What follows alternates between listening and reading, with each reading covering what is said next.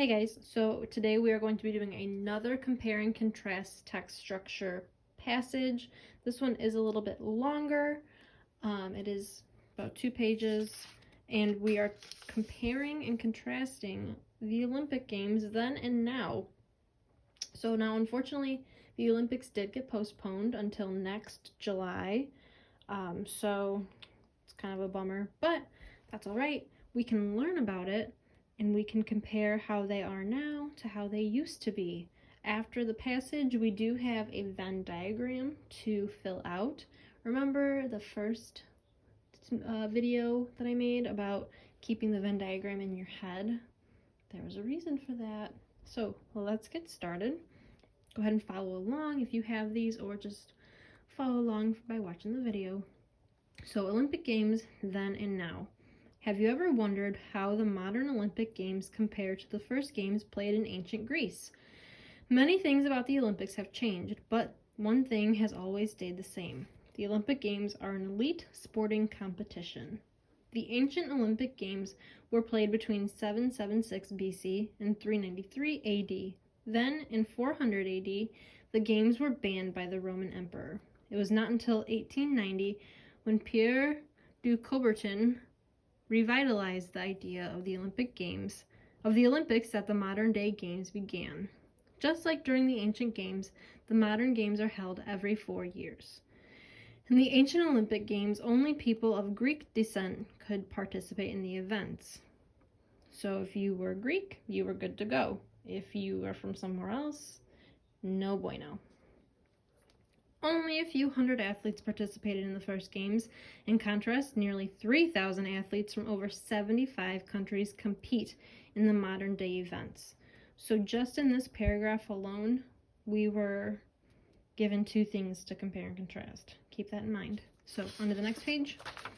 It wasn't until the year 1900 that the first females competed in the Olympic Games. The first women to compete were Marie O'Near and I think it's like Madame Broe. They competed in croquet games. Until then, only men were allowed to compete in the ancient and modern games.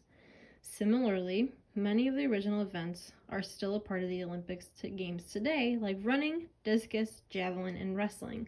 Winning athletes won prizes during the ancient games just like today. However, unlike today, where athletes are awarded medals for winning first, second, and third place in events, the ancient Olympics yielded only one winner. That winner would receive an olive wreath crown, which you can see when you watch the Olympics. You can look up past Olympics on YouTube if you don't remember, but they still give the olive wreath crowns. I'm not sure if they're real or if they're maybe fake, but they still get them. Okay. It's clear that the Olympics have evolved over time, yet one important element remains the same. The Olympics bring people together to honor and celebrate the very best athletes. Now, I want to bring attention to the last paragraph really quick before we move on to our questions, because I like how they tied everything up. There's no loose ends. They wrapped up the whole passage by showing that the Olympics is something that brings everybody together. It doesn't matter what your favorite food is, it doesn't matter where you live, it doesn't matter what you like. It kind of brings everybody together during the time that they're on. So this is what your Venn diagram will look like.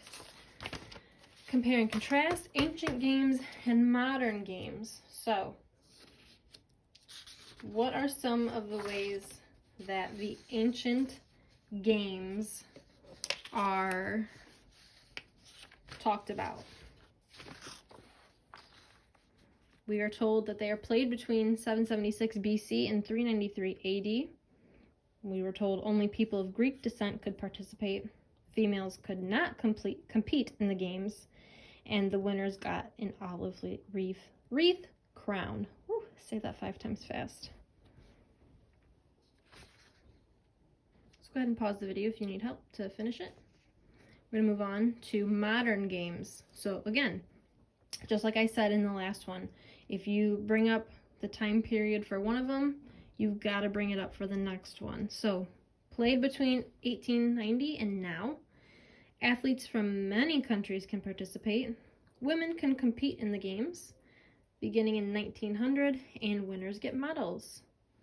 So,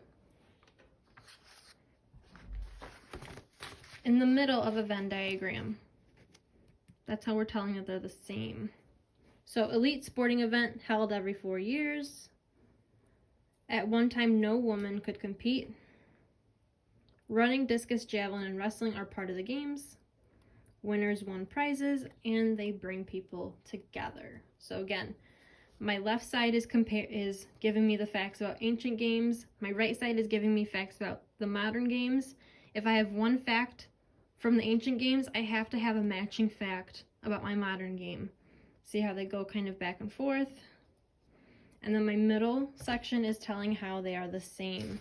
So down on the bottom, we are having, again, that list of the words that you need. We have list words that signal comparisons, same, like, and similarly. List words that signal contrasts, in contrast, however, and unlike. So again, keep that worksheet handy where we talk about all of the signal words for compare and contrast, because again, here they are. If you have questions, or if you thought of another way that they are the same or maybe different, let me know it. As always, you can send me your work. I love seeing it. You guys are doing a great job following along with these videos. So just keep going, guys. You're doing great. Bye.